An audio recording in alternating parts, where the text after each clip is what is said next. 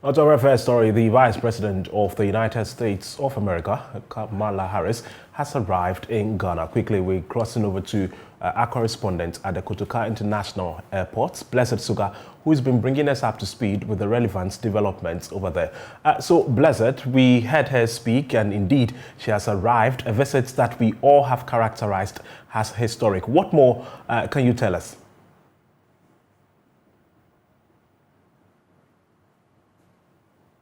That's the situation here, right after meeting with Vice President Dr. Mahmoud Bawumia at the Jubilee Lounge. The U.S. Vice President Kamala Harris, of course, was moved off by the security, obviously, to her resting place where, of course, activities will officially commence and resume tomorrow. But moments ago, she made that speech right here. Of course, it's been dismantled, but we still have that day's podium where the U.S. Vice President made that speech calling on the world to support that growing population of Africa that will be the future. Indeed, this is a historic visit, as we are terming it, with the Vice President touching down in Ghana. Ghana will now be the gateway to Tanzania and Zambia, and of course opening the US app to Africa in terms of their collaboration. You also see there the aircraft that brought the US Vice President moments ago being towed off the tarmac for security reasons. Obviously, we do not know where that will go, but that's just to give you a feel of what's happening here. Moments ago, we had the US Vice President, of course, call on the world to support countries such as Ghana in terms of our democratic values, and also calling for increased ties between the two nations. We can listen to her briefly.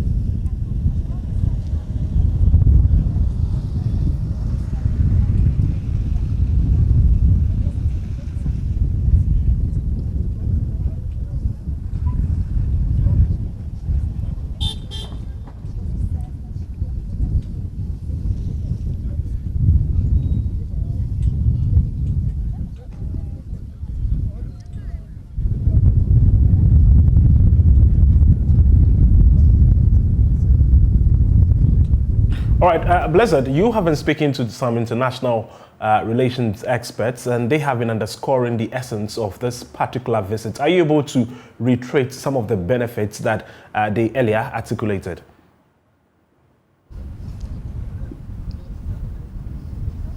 Indeed, earlier we spoke to Dr. Echesi Kanku, who joined us from the United States of America. We had the likes of Mumuni Mukhtar, who's the Executive Director for the West Africa Center for Counter-Extremism. He pointed out how, of course, this strategically will help Ghana in terms of increasing its aid in military-wise, and also when it comes to the situation in which we find ourselves now economically. So these are some of the issues that the experts have been raising. And of course, it is expected that tomorrow, when that engagement happens with President Akufo-Addo, then we will see further announcements of policy measures. We're also expecting the U.S. Vice President to make that policy statement at the Black Star Squares, we understand will be happening in the coming days, and also interact with women entrepreneurs and other key stakeholders before her departure to Tanzania and then Zambia. So we'll keep our eyes on that and bring you that special coverage as and when it unfolds. From the Jubilee Lounge of the Kotoka International Airport, back to you, Schandorf. All right, thank you.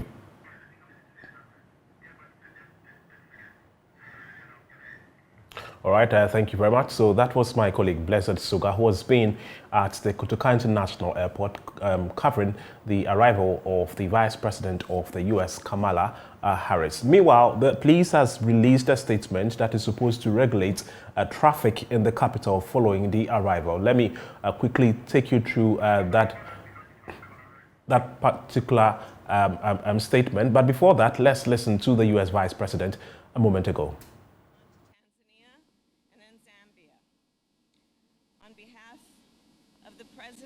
And our entire nation, we bring you greetings, and we are looking forward to this trip.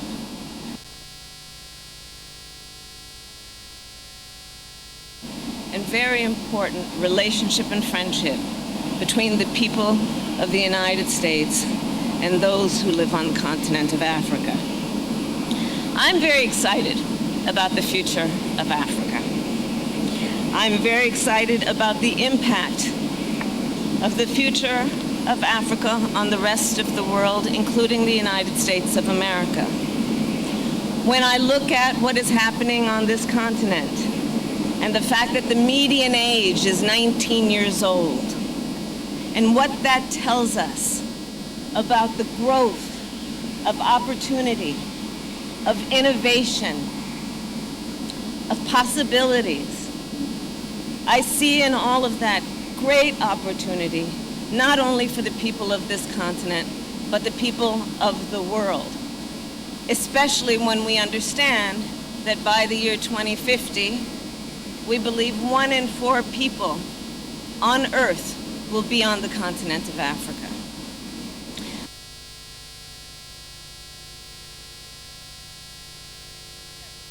Partnership between this continent, its people, and the people of the United States, and to reinforce the work that we will continue to do together, be that on addressing the climate crisis, to supply chains, to our work together on international rules and norms.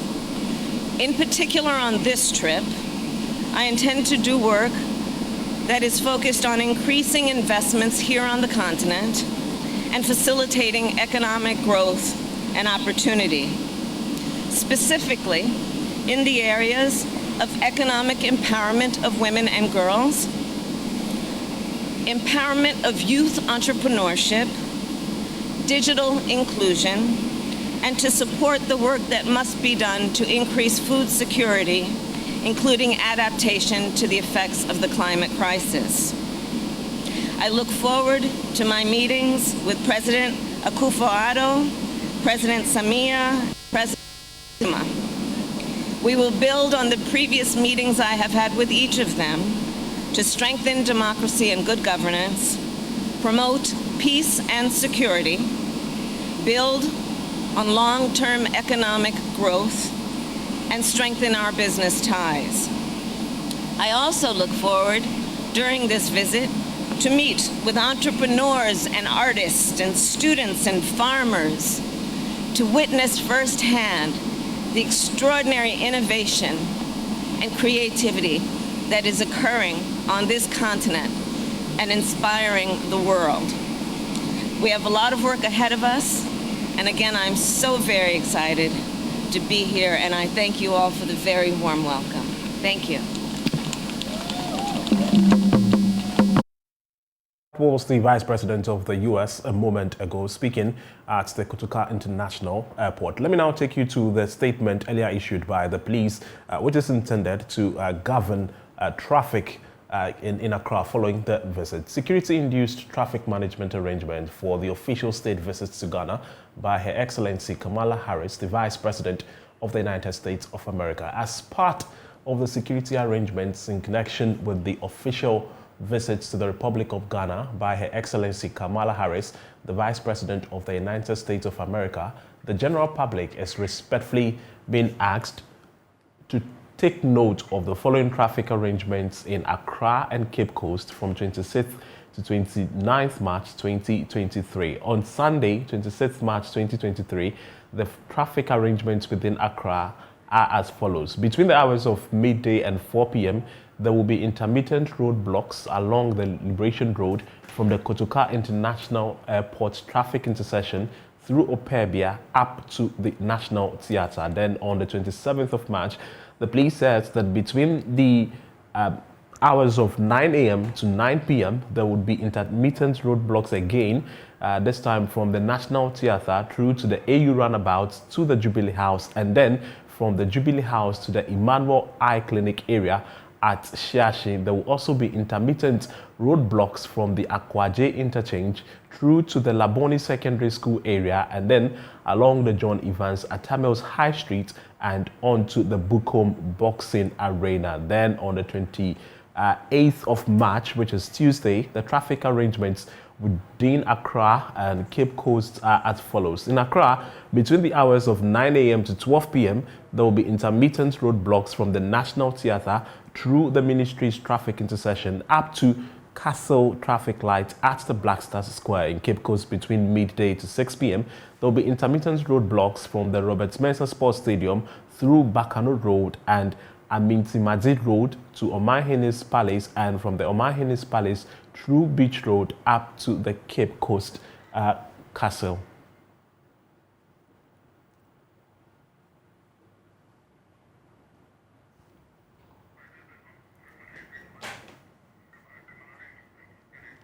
So basically, that's the outline coming from the Ghana Police Service that is expected to govern the movement of vehicles following her arrival in the country earlier this afternoon. Now, here's a special report detailing the tie between Ghana and the U.S.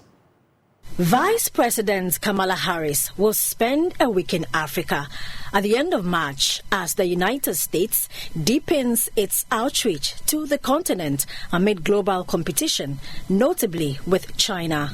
The trip will strengthen the United States' partnerships throughout Africa and also advance our shared efforts on security and economic prosperity. This was made known in a statement from the Vice President's spokesperson, Christine Allen. This visit to Africa follows that of First Lady Jill Biden and Treasury Secretary Janet Yellen. U.S. President Joe Biden is expected to travel to Africa later this year. Harris will be closely watched as the first black vice president in U.S. history and the first woman to hold the position. Well, it is my honor to welcome you, Mr. President, to the White House. And I'm very much looking forward to our conversation today, which is a reaffirmation of the strength of the relationship between the United States and Ghana. And of course, we have deep and historical ties. Our official bilateral relationship began in 1957, but of course there are longer and longer-standing ties that connect the people of our nations. Over the years, many Americans have traveled to Ghana to remember the history of slavery and to honor their roots and understand their ancestry.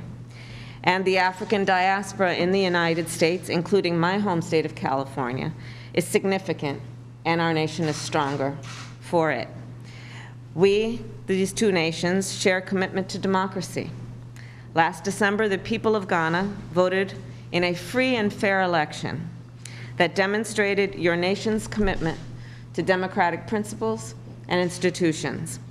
We share a view that all people must have a voice in their future, that our democracies are stronger when everyone participates and weaker when anyone is left out. We also share a commitment to global health. None of us have been immune from the ravages of the pandemic. We recognize our shared responsibility to collaborate, to share resources, to not only continue to address the effects of COVID-19, but to prepare for the next pandemics. And in that way, the United States is proud to be a member of COVAX and the African Union, and has donated more than 1.2 million doses of the Moderna vaccine to Ghana. And I'm proud to announce that we will shortly send more than 1.3 million doses of the Pfizer vaccine. Finally, we are working together to expand our economic relationship. You and I have talked about that briefly before we came in. American companies continue to ramp up in Ghana, understanding the significance of the work that they do there to America's economy, much less to the partnership between Ghana and the United States.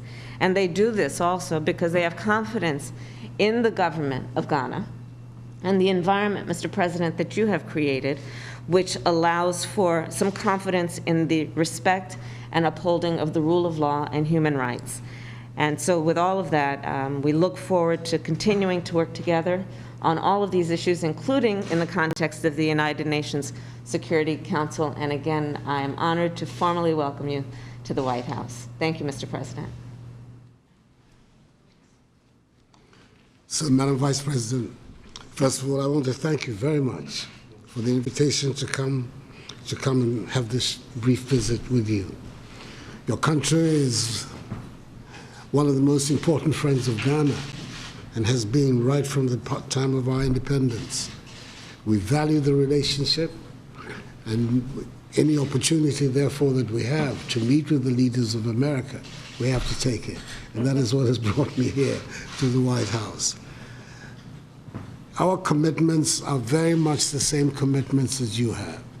We want to develop our nation as a democracy, as a country where freedom and the respect for human rights and the rule of law are paramount to our system of governance. Our big challenge, and it is the challenge of all those who want to develop democratic institutions on our continent, is to ensure and reassure our people that democratic institutions can be a vehicle for the resolution of their big problem, that is economic development as the means to eradicate poverty on the continent. So that's the investment that we have made, and it is an investment that you have been very supportive of, and we continue to appreciate your support. We've had some difficult times in the country recently because of the COVID, like everybody else has had. Mercifully, its impact on us has been not as originally anticipated. It has been more mild than it has. Part of it is the work that the government did, and the others is the general environment in which the disease is working on the continent. We're grateful for the support that the United States government has given us in trying to deal with the virus, the COVAX facility, which America has been very strongly participant, and the support that we've had through the donation of the 1.2 million doses of the Moderna, and the promise you've made that more is on the way. Yeah. Our target is to try and vaccinate at least 20 million of our people by the end of this year. The Ghanaian population is some 30 million odd, and I think if we can achieve that, we will then be more confident about defeating the virus in the context of Ghana. The other main preoccupation for us is the cooperation that we have to put together to defeat the jihadist insurgency in the Sahel. It's a major security preoccupation, and the G5 Sahel, ECOWAS, the Lake Chad Initiative, all these are the organizations that have come together to try and push back. I believe that's an area to where the support of the United States government, and it's important that we set out right from the beginning. We're not seeking military assistance in the form of American troops or otherwise. I know you've just had a bad example for yourself of what American troops in some areas can do. We're not seeking that. We are looking for support for our armed forces and for the intelligence agencies of our area, that they can be in a stronger position. Many of those who are leading the jihadist insurrection in West Africa are the people who came from Iraq after they were driven out from Iraq to Ghana. So I think that there's some information here that can assist us in being able to track down and deal with these people. So these are the main preoccupations that have brought me here to Washington, to try and discuss with you and through you to President Biden, and hopefully it will advance our mutual causes and also strengthen the relations between our two countries. I want through you to express my warm greetings to the President and indicate to him that in Ghana he has a friend in office, and the people of Ghana have a very good feeling towards the people of America. So thank you very much once again for the invitation. And I'm hoping that it will be not the first or last time during this, my second and last time in office, that I have the opportunity to come here in Washington to meet with you. The last time that Ghana saw a similar event was in the year 2009 with former President Barack Obama, one that was widely considered to be a diplomatic move which improved Ghana and U.S. relations. Until this day, this speech continues to remain fresh on the minds of many Ghanaians. It is a great honor for me to be in Accra and to speak to the representatives of the people of Ghana. I am deeply grateful for the welcome that I've received, as are Michelle and Malia and Sasha Obama. Ghana's history is rich. The ties between our two countries are strong, and I am proud that this is my first visit to sub-Saharan Africa as President of the United States of America.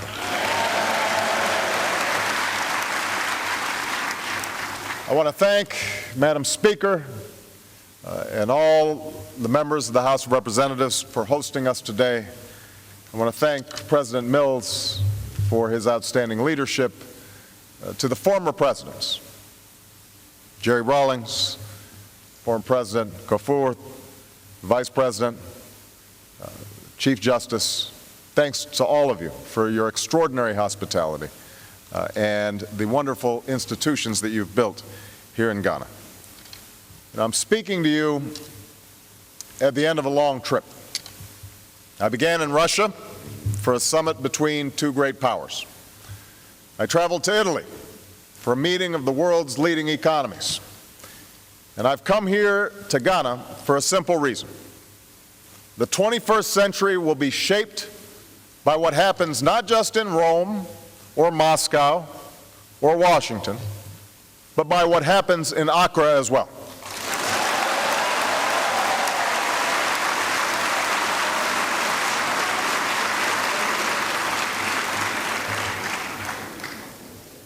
This is the simple truth of a time when the boundaries between people are overwhelmed by our connections. Your prosperity can expand America's prosperity. Your health and security can contribute to the world's health and security. And the strength of your democracy can help advance human rights for people everywhere. So I do not see the countries and peoples of Africa as a world apart. I see Africa as a fundamental part of our interconnected world, as partners with America on behalf of the future we want for all of our children. That partnership must be grounded in mutual responsibility and mutual respect. And that is what I want to speak with you about today. We must start from the simple premise that Africa's future is up to Africans. I say this knowing full well the tragic past that has sometimes haunted this part of the world. After all, I have the blood of Africa within me, and my family's own story encompasses both the tragedies and triumphs of the larger African story. Some of you know my grandfather was a cook for the British in Kenya. And though he was a respected elder in his village, his employers called him boy for much of his life. He was on the periphery of Kenya's liberation struggles, but he was still imprisoned briefly during repressive times. In his life, colonialism wasn't simply the creation of unnatural borders or unfair terms of trade. It was something experienced personally, day after day, year after year. My father grew up herding goats in a tiny village, an impossible distance away from the American universities where he would come to get an education. He came of age at a moment of extraordinary promise for Africa. The struggles of his own father's generation were giving birth to new nations, beginning right here in Ghana.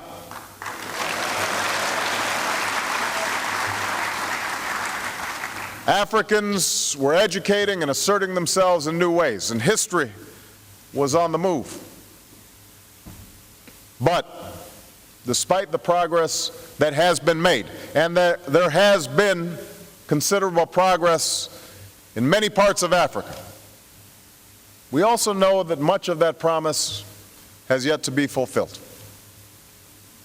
Countries like Kenya had a per capita economy larger than South Korea's when I was born.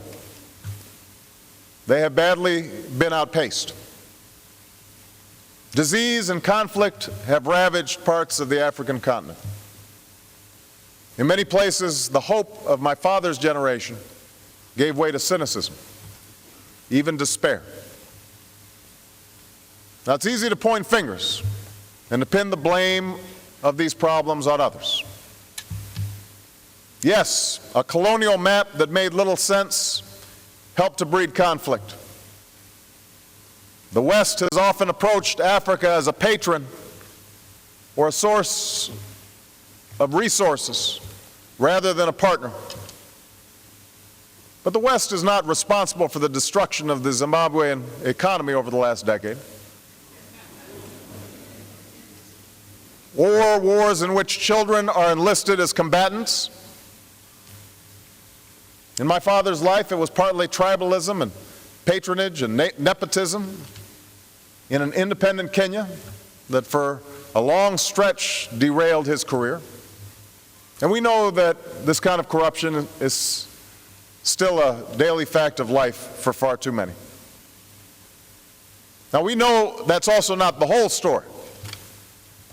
Here in Ghana, you show us a face of Africa that is too often overlooked by a world that sees only tragedy or a need for charity. The people of Ghana have worked hard to put democracy on a firmer footing, with repeated peaceful transfers of power, even in the wake of closely contested elections.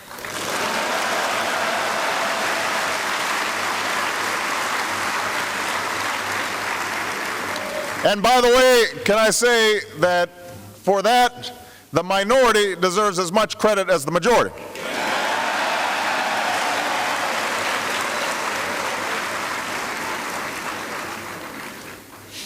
And with improved governance and an emerging civil society, Ghana's economy has shown impressive rates of growth. This progress may lack the drama of 20th century liberation struggles, but make no mistake, it will ultimately be more significant. For just as it is important to emerge from the control of other nations, it is even more important to build one's own nation. So I believe that this moment is just as promising for Ghana and for Africa as the moment when my father came of age and new nations were being born. This is a new moment of great promise. Only this time we've learned that it will not be giants like Nkrumah and Kenyatta who will determine Africa's future. Instead, it will be you, the men and women in Ghana's parliament, the people you represent. It will be the young people brimming with talent and energy and hope who can claim the future that so many in previous generations never realized. Now, to realize that promise, we must first recognize a fundamental truth that you have given life to in Ghana. Development depends on good governance. That is the ingredient which has been missing in far too many places for far too long. That's the change that can unlock Africa's potential. And that is a responsibility that can only be met by Africans. As for America and the West, our commitment must be measured by more than just the dollars we spend. I've pledged substantial increases in our foreign assistance, which is in Africa's interests and America's interests. But the true sign of success is not whether we are a source of perpetual aid that helps people scrape by. It's whether we are partners in building the capacity for transformational change.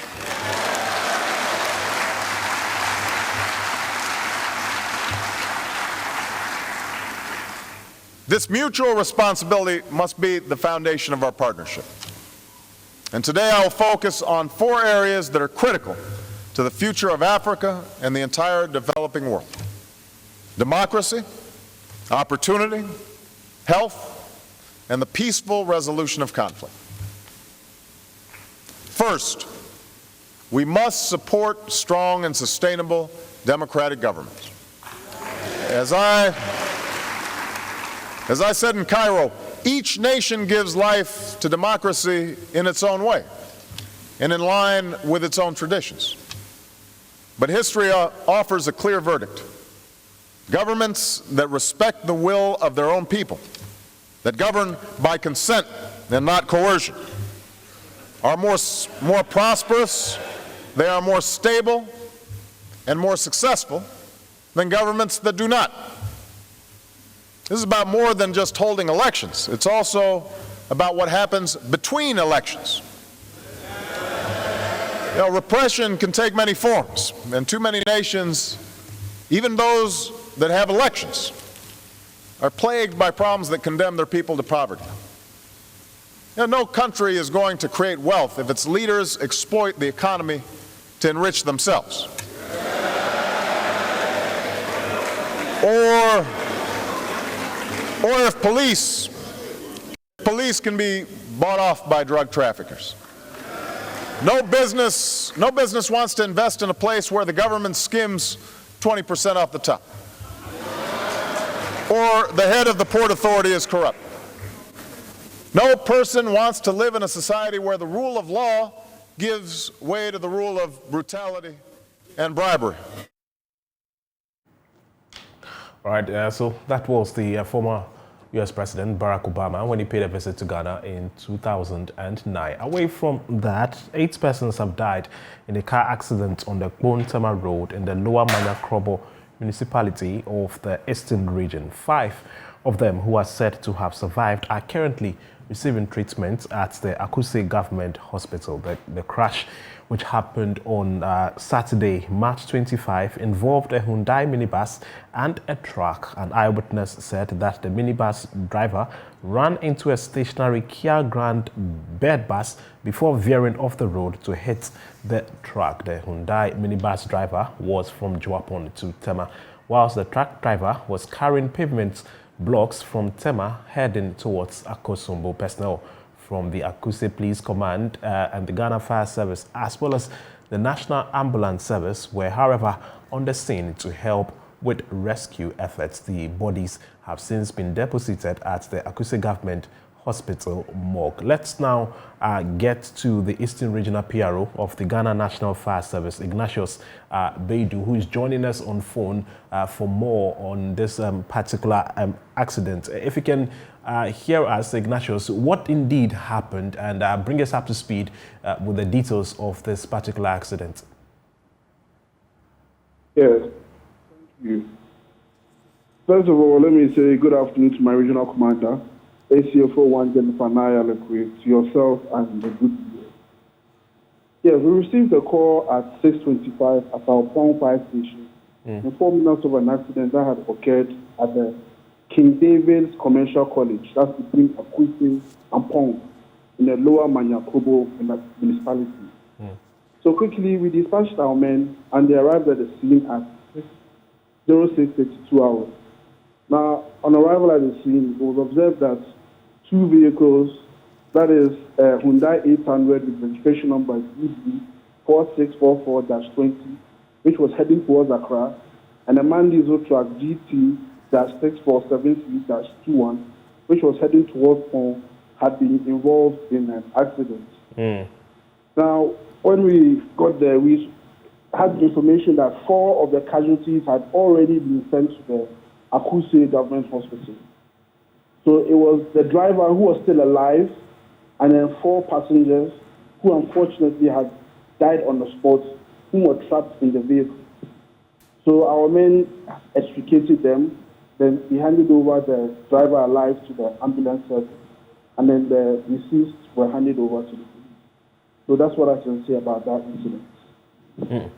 Very unfortunate incident there, but tell us about those who you were able to successfully rescue. What is their state as of now? Well, as at the time of my last briefing, 5 of them were responding to treatment. That's 4 males and 1 female. They were responding to treatment, including the driver that has been rescued from the vehicle.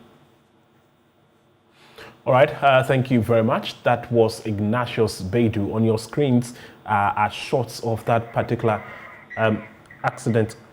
Ignatius Beidu is the Eastern Regional PRO of the Ghana National Fire Service. Away from that development, Pro Vice Chancellor of the University of Education, Winneba, Professor Andy Ofori Birikoran, says that it is not enough to question the relevance of some courses at the university without ample evidence. The Education Minister, Dr.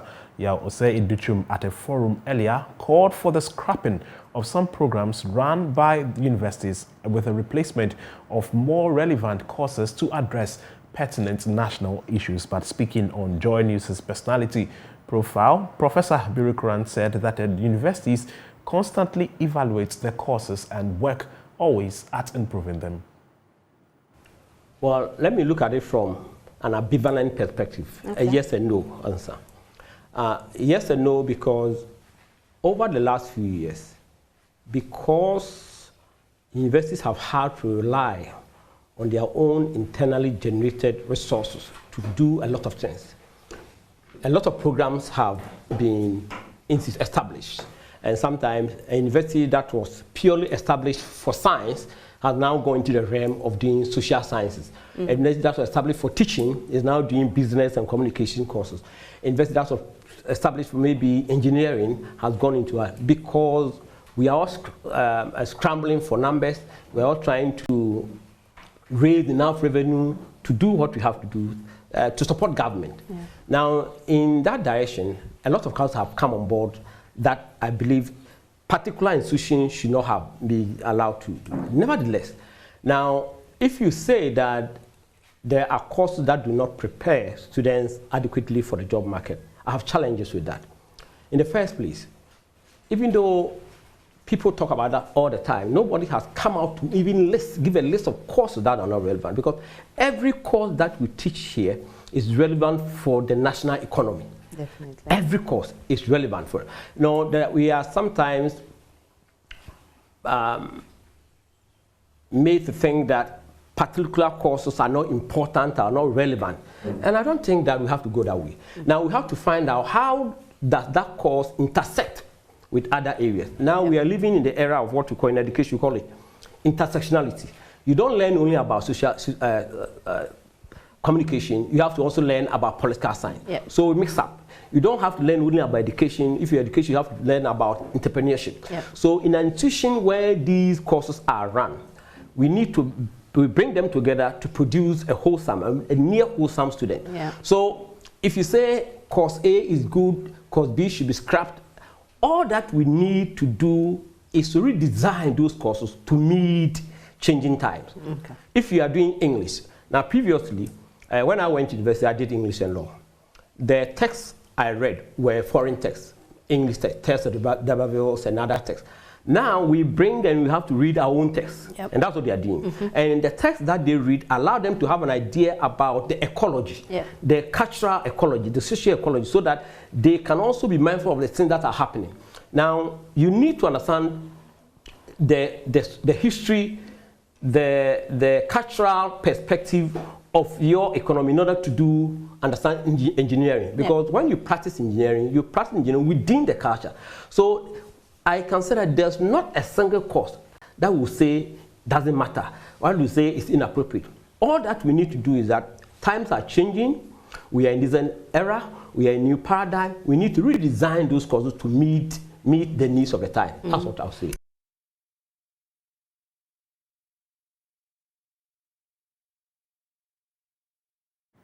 Touching on accommodation deficits in the university, Professor Birikuran says that there are efforts being made to address the situation.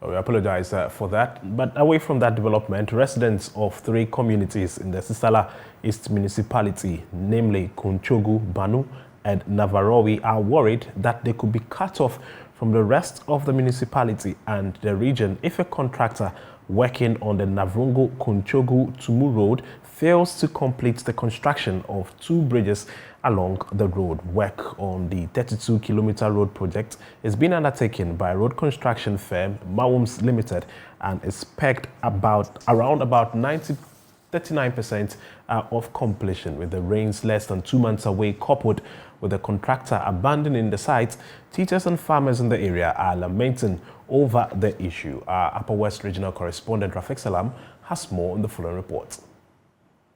Make no mistake, these are not illegal migrants crossing the English Channel, but rather an amateur viral video of teachers and other stranded commuters during the rainy season being helped to cross the flooded Wick and abandoned old bridges between Konchogo and Bano in the Sisal East municipality by an articulated trailer. It is a yearly ritual, and commuters, especially teachers and farmers, suffer the consequences. In the rainy season, I can remember one day I was traveling from my community to the next community, to that community, Bano, where I teach. I came here all of a sudden to see that the whole bridge was covered with water. That day, actually, the rain fell in the morning, and we knew that at around afternoon the waters would have gone. Only for us to come and the whole place was covered. We stood hoping that the water will pass so that we will go, we will move. All of a sudden we realized that where even we were standing was getting covered with water. We didn't know where the water was coming from. The whole place was covered, and we had to go back to Konchoko, that is the community before you come here. And we stayed there for a lot of hours. We even slept there. We left this place like around 10 o'clock p.m. We are also farmers. We want to go to Tuma and buy fertilizer. You will not go to take you a number of days. If it even rain once, maybe 2-3 days it will go by. When it rain like today, tomorrow, then it will take you 1 week. You can go to Tuma to buy your fertilizer. Schools' contact hours are being lost, as well as vaccine for polio and COVID-19 diseases got spoiled as a result. As a disease control officer, there was a time we were doing this polio exercise. It was during that time when we got to the bridge, it was full. Before we entered the water nearly picked our car.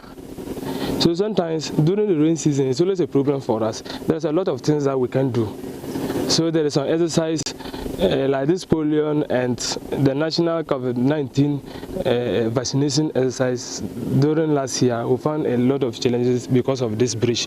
We couldn't reach other communities. And you know, for the polio, that one, the drugs, they doesn't like heat.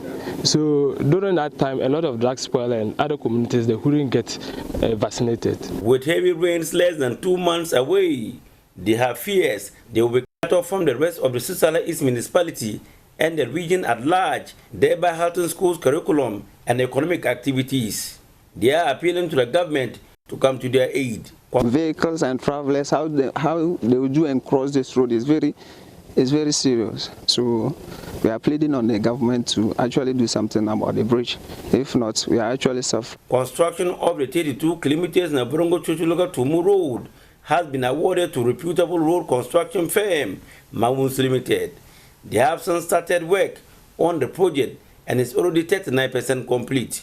Engineer in Tier 4 Atubrewu is the resident engineer for the project. This is the Nabrongo-Chuchuluga-Tumu, 32 kilometers. Addendum number 1 to construction of Nabrongo-Chuchuluga-Tumu, 25 kilometers. We are currently at 39% completed. We have 2 bridges on our road. We are currently at kilometer 24 plus 800. That's in Navrivier.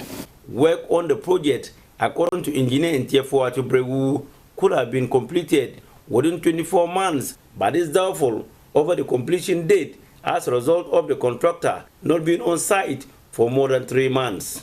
Quiz about the reason why the contractor abandoned the site, engineer in Tier 4 remained tight-lipped and sometimes evasive. No, he has not officially written. Okay. Yes. But you know his payment? Yeah. No, he has not written. You know why the contractor is not on site? He hasn't written officially to inform us. To you. No. You haven't spoken to him why he's not on site? No. He hasn't yet said why it's not. What are you doing? So the resident engineer, the project has stalled. The man has not been on site for more than 3 months now, and you haven't asked why he's not on site. Since what do you call it? This a briefing. I think that's what we'll be able to give out. For more than 3 months now, there is no sign of the contractor at work, which is a great worry for the chiefs and people of the Kunchoko community. We are begging the government, plead the government to try and come our aid because of the bridges. And actually, if the bridges could do, we'll be happy. We'll be happy because other than that, getting to rain season, we can't travel. Deputy Minister for Sanitation and Water Resources, Amiri Chine Isaku, who also doubles as a member of parliament for the Cecil East constituency, told the project side and was full of praise for the work done so far by the contractor, but unhappy about the snail's pace of work. He urged community members to exercise restraint whilst he worked on the bottlenecks on the project to enable the contractor to return to site. The contractor has not been on site for some time now. So as the member of parliament for this area, I'm taking this opportunity to appeal to the residents to exercise some restraint whilst I follow up with the Minister for Road, the Minister for Finance, to see how we can quickly get together and get the contractor back to site. Because when I spoke to the contractor, the main issue is with payment, and I know the road minister is very committed to helping the contractor come back to site. But I have to get there and reach out to the road minister, reach out to the finance minister, because I have a lot of confidence in the contractor. He has done so much work on this road, and I am confident that with the needed assistance from these two ministries, the contractor will quickly get back to site to complete especially these two bridges so that the road is not cut off during the rainy season. Reporting for JoyNews, Rafik Salam, Konchoko. Let's take a break at this point. The bulletin continues with more.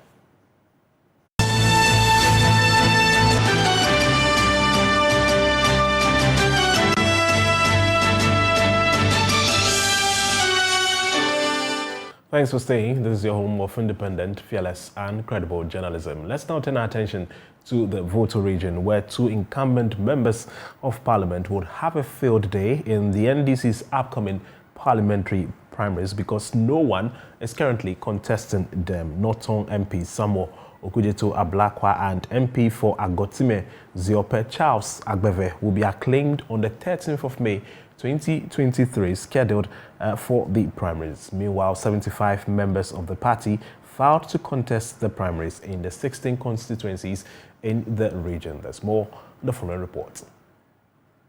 The Ketu North constituency received the highest number of aspirants. Edem Agbana and 7 others successfully filed their nomination forms seeking to represent the NDC in the 2024 parliamentary elections. I believe this is just the beginning of greater things to come. And given the opportunity, you know me as a performer. You know me as someone who provides a leadership of resource.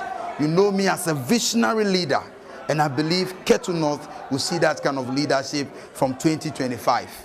The whole central constituency would witness the fierce contest between 7 comrades. They include Stanley Glate, Adam Kofi Kpotosu, Selom Kwamide, Emmanuel Jamepe, Delali Kasu, Raphael Koda, and Dr. Robert Doe. All the experiences and the lessons that I have gathered all these years, I want to bring to bear to better the lot of my people in this constituency. There are a lot we need to do in this constituency. And so we want to improve the livelihood of our people and to ensure, above all, to put Whole Central on the map where it belongs. I am a development-oriented person. Our current and the past MPs, they have done enough. They have done a lot. Yes, there is still a lot for us to do. So when I come through engagement, what I say visible felt leadership, through that process, I will lead and represent my people so that we can identify the various needs in the constituency and put in the right measures as an engineer to control them and solve them. The Keta constituency has been earmarked to witness an interesting contest where socialist and business mogul Dr. Emmanuel Kojo Jones Mensah and acting Volta Regional Director of Health Dr. Sena Nukwesi Jokoto and 2 others have filed nominations hoping to unseat the incumbent Kwame Jojoli Gakpe. Meanwhile, some party members in the Southern constituency have expressed fear of military invasion during the primaries, as experienced during the constituency executives election. The military had their chance to do that day. They didn't vandalize, they didn't brutalize anybody, they didn't beat anybody. But my fear is this. Because they had a chance to come and do that, what will happen when they come the next time around? Who can control the military as at the time they will come again? So it's serious. It's just serious. You understand? It's just serious. I don't know what will happen. So the leadership must wake up and do something. The 75 aspirants in the Volta region will be vetted between the 3rd and 5th of April 2023. Fred Kwame Asari, Joy News.